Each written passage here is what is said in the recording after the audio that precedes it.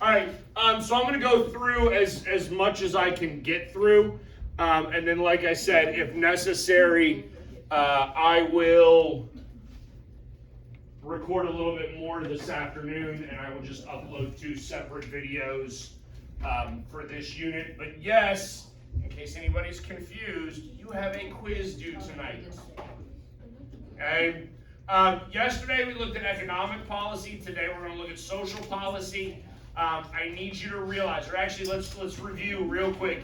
Economic policy, the 2 big things that I want you to understand economically are monetary policy and fiscal policy. Right? Monetary policy is controlled by the Fed and it deals with the money supply. Fiscal policy is controlled by Congress and it deals with taxing and spending. Okay? How economic policy is initiated, like what they're spending money on, that's a little bit different. Right? Today we're going to talk about social policy, which it should hopefully make sense to you or stand to reason that the government is paying for these things one way or another. Right?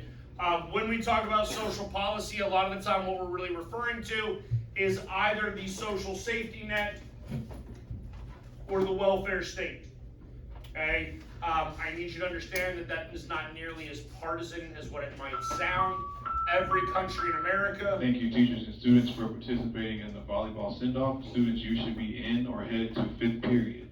You should be in or headed to 5th period. You have about 60 seconds to get there. You should be in or headed to 5th period.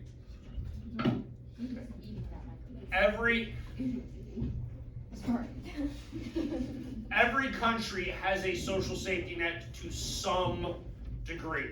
Okay? When you look at the history of the welfare state, as far as the United States goes, I do want to make sure that you understand that we have had welfare, right? That's basically people providing for those who need assistance. We have had welfare in this country for as long as this country has been around, okay? But prior really to the Great Depression, the welfare state or the welfare system was not governmental, it was Christian charity. Yes? And now the problem with that is with Christian charity, you basically have a concept of deserving and undeserving poor, right? So if like your husband dies in a machine factory accident, right, leaving you a widow with 7 children, okay, and so you're struggling, 7 is maybe on the low side. Yes, a widow is a woman whose husband has died. A widower is a man whose wife has died. Okay, all right. But if you're talking about like widows, okay, that is not their fault. Okay, they are deserving poor and they will get assistance. Okay, if you are a drunk, that's your fault. No assistance for you. Okay, that is the downside with Christian charity. Okay, they are going to determine who does and does not qualify, and sometimes it is based upon morality. Okay, and that gets really dicey when you look at like certain concepts that existed way back in history. Okay, by the time we get to the Great Depression, that's going to change, and that sort of concept of deserving versus undeserving goes away, because we realize in the Great Depression, all of a sudden we have a whole bunch of able-bodied men, right, who are not working. Prior to the Great Depression, those would be considered undeserving poor. You're capable of working, you're choosing not to, therefore you get no aid. Now we realize that sometimes systemic poverty or systemic joblessness occurs, right? We enter into recessionary periods within the American economy. People are going to lose their job. It is not actually their fault. And government is going to take over. Okay? And so government is going to begin to run the welfare state. First major program as far as the welfare state goes in the United States, created during the Great Depression, is Social Security. Social Security is a mandatory savings account. You must pay into Social Security. Those of you that have real jobs already where you have taxes taken out, right, you will notice that you pay some sort of FICA tax. And your payroll department at your individual job can list it however they want, whether they're breaking it down or not. But you are paying Social Security tax. That means that you pay into it. Okay? It is your money. I need you to understand that, because when you go to retire, you ought to demand your money back, yes? Okay, now unfortunately for you, that money will not be there. Okay? Like, it'll be long gone by the time you try to retire, if they even let you retire. Okay? Alright? But that's the first example. And also, you should probably, actually, it's probably worth understanding. Do you know how Social Security works?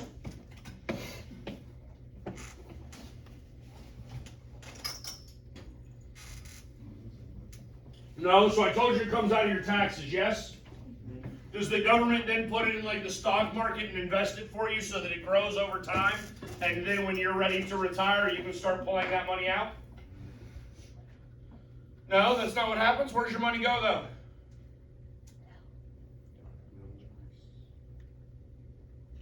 How many of you are paying Social Security tax right now because you have an actual job? Let me just say thank you. Actually, my grandfather thanks you, right? Your money's going to him. Because that's the way Social Security works. Oh, so for the people that need it? Oh. What? No, because the problem is my dad's generation is the baby boomer generation, okay? And they are now beginning to retire. Okay? At this point, when you count, or when you factor in increases in life expectancy, right? So people live longer, that means they're on Social Security longer, and you increase the age of the population, meaning we have a whole bunch of older people that are now retiring, a smaller workforce. That's fewer people paying into Social Security and more people pulling money out. At that point, Social Security is going to go bankrupt. And because of the way that they do it, right? If they put your money into an account and just held it for you when you turn 65 or 70 or whatever year they decided, then it would be fine because that's your money, right? But instead, they're not putting your money into an account, they're using your money to pay other people their entitlements right now. Because the government can do that, because the government can't commit fraud, because it's the government. Just so you understand, if I had a company and that's how I ran my retirement system for my company, I'm going to prison for fraud. Okay?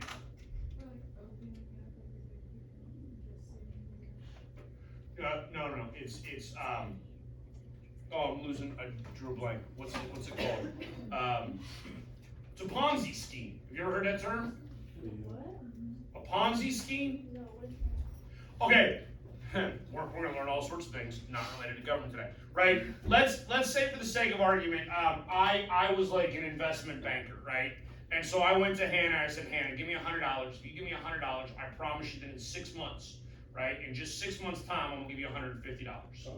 Right? Would Hannah take me up on that offer? I mean, would you?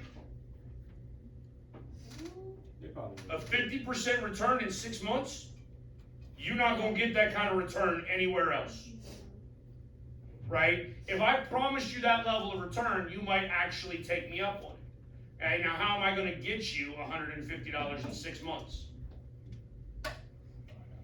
I'm gonna go borrow $150 from Cayman and be like, hey, in 6 months I'm gonna give you $220. Right? And basically I keep taking from you to pay the person before you, right? And I'm not actually creating anything. Okay? I'm basically just robbing one person to pay a previous investor. Okay? And then eventually I build this up. Because here's the thing. Understand, if you gave me $100 and I gave you $150 6 months later, right? Are you gonna tell all your friends? Yeah, because that's like the easiest way to make 50 bucks ever. Right? Now let's assume instead of $100, we're talking about like 10,000. Right? Then how else are you gonna make $5,000 for doing nothing in 6 months? You're not. Right? So would you give me the 10,000? Yes. Right? Then would you be like, hey, can I give you 50 and get 75,000 back? Yes, you can. Yeah, you can do that. Right? until I build this up to the point where people are giving me hundreds of thousands, if not millions of dollars, right? Collectively millions of dollars, and then I just disappeared. And now I'm living in the Cayman Islands somewhere on millions of dollars, and those last people holding the checks, waiting for that 6-month window to end, they're just out their money. That's a Ponzi scheme. That's essentially what Social Security is. Now, on some level, I need you to understand it kind of had to happen that way, because during the Great Depression, part of the rationale for Social Security was to try to decrease the workforce. Take the old people and be like, hey, dude, stay home. We will pay you to stay home. That decreases the workforce, which should, based upon supply and demand, that you don't understand because you haven't taken economics yet, right? That decreases the supply of workers, which should increase wages, right? And thus stimulate economic growth. It didn't exactly work that way, but that's the theory, okay? Over the course of time, we have had to create cost of living adjustments to it, right? This is called a COLA, cost of living adjustment, COLA. Okay. In fact, Joe Biden foolishly bragged about giving Social Security recipients the highest increase in payout in American history, which is true. He did. Right? At no point in time in American history has there ever been a greater increase to Social Security benefits than during Joe Biden's first year in office. The problem is that's stupid. That only happened because there was massive inflation, and it really was not something he should have been bragging about, but he did. Okay? Medicare is created during the War on Poverty, which hopefully you learned about in a U.S. history class. Right, that is LBJ's attempt to eradicate poverty in the United States. Okay? Medicare is really for old people. Okay, so care is for old people. Medicaid, right, is then for poor people. And so those are two different types of healthcare insurance or healthcare opportunities for people. Right. We also have unemployment insurance. Okay, that is another contributory program. You are paying into your unemployment insurance. Okay, free advice: if you're ever about to get fired, get fired. Don't quit. Right? Don't quit. Get fired. Okay, then you can get unemployment. Okay. All right. You can also get transitionary unemployment as well. Like when I got out of the Marine Corps, obviously I didn't get fired from the Marine Corps, right? But my contract was up. Okay. At that point, I could have pulled unemployment for however long until I found another job. Okay, those are contributory programs that you're paying into with your taxes. Yes. Okay, that means that you should get those programs, and some of them are means tested, some of them are not means tested. Right? There is no means testing for Social Security, for instance. Once you hit a certain age, you get your money. Okay, there is no means testing for Medicare. Once you hit a certain age, you can get Medicare as your health insurance. Okay, means tested means that if you are poor enough, right, then you can get Medicaid as your health care. If you are poor enough, right, then you can get other means tested programs. But the unemployment, right, is still contributory even though it's means tested. You can't just pull unemployment because you want it. Non-contributory programs are those programs that are paid by general tax funds, right? And these are predominantly means tested, right? This means that in order to get this, you're going to have to qualify for it, right? So if you want SNAP, which is the Supplemental Nutritional Assistance Program, right? More commonly thought of as food stamps, you have to qualify to get food stamps, right? I tried, I didn't get them, okay? I personally thought I was impoverished enough, apparently not, okay? All right, but yeah, okay, in-kind benefits, right, those are non-cash payments. Again, food stamps would actually be a really good example of this, right? Food stamps are not cash. If you don't know anything about food stamps, there's actually limitations on what you can buy with food stamps, right? And there probably should be. Okay? Obviously, it works like a government credit card at a grocery store, but you cannot buy alcohol with food stamps. Make sense? Okay. There is variation in welfare programs amongst the states. Okay. This actually goes back to a concept we covered before, which was Oh God, I can't think. Federalism. Yes, we remember the concept of federalism and laboratories of democracy, right? Where states will enact programs or policies to see whether or not they work. Okay, how many of you think it would be a good idea to drug test welfare recipients? I mean, do we really want to just give free money to drug addicts? Or should we give free money to people that are actually like trying? I mean, it goes, I want you to understand, it goes on some level to like that concept of worthy versus unworthy, poor, right? But I would argue that you know, providing welfare to somebody who's just, you know, smoking pot on their couch all day, every day, and too lazy to go get a job, I don't really want to pay for that with my taxes, right? So should we drug test for that? Maybe. We actually had a state that did it. Guess what we found out? Yeah, we were paying more for all the drug tests than we saved on not giving it to the drug addicts, right? So what that means is if we saved $500,000 by not providing benefits to people that failed the drug tests, the cost of the drug tests every month was more than $500,000. At that point, that is a net negative for me, and as a taxpayer, I would rather save the money and not drug test, even if that means I'm giving potheads free money to go smoke pot with. Yes? Lovely. Okay. Expenditures is just an economic word that means what the government is, that's money going out, right? The government spends a significant amount of its tax expenditures on the social welfare state, right? And a lot of that is what goes back to mandatory spending from yesterday when we talked about economic policy. Mandatory spending is things like Social Security and Medicare. You cannot stop, I need you to understand this. The United States government cannot decide that my grandfather is too old and he needs to stop getting Social Security because he's just draining the system, right? They didn't anticipate him living into his 90s. Sorry, okay? Doesn't work that way. They've got to continue to pay him until he dies, okay? And then they actually have to continue paying his wife until she is also dead, right? Like my grandma can declare his benefits until she dies, okay? Paying for the welfare state, obviously we have entitlement programs. That's what you're obligated, the government is obligated to pay into, right? Social Security, Medicare, again, those are your examples of entitlements, okay? And I do use the word entitlement correctly here. You are entitled to them, okay? A lot of the times, especially in your generation, the word entitlement or entitled has a very negative connotation, yes? Right? Like if I called, I'm gonna pick on Hannah all day. If I called Hannah entitled, right? Hannah, is that a good thing or a bad thing?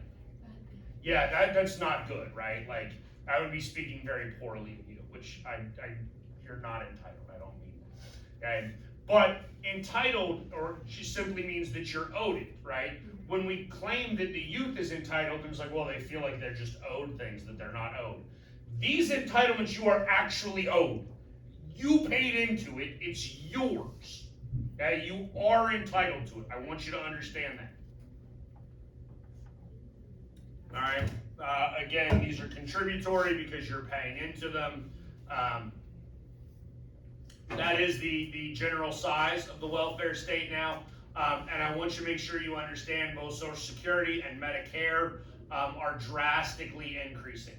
Okay? Medicare is drastically increasing, one, because healthcare costs are drastically increasing. But then two, people life expectancy is increasing. I mean, I don't know, if I was a conspiracy theorist, I might believe that it would benefit governments to create a disease in a laboratory that really only killed old people. Which you realize that's pretty much what COVID did, right? Yeah. Like, did killed a lot of old people, not that many young people, unless they had comorbidities, right? You know what that means? That means they had other healthcare problems that were probably going to result in their death. All right. Welfare reform. We talked a little bit. Expenditures we've already talked about. you know what, let's stop there, because then I can go through education, healthcare, and housing this afternoon. Because we're basically out of time anyways, since we lost all that time earlier.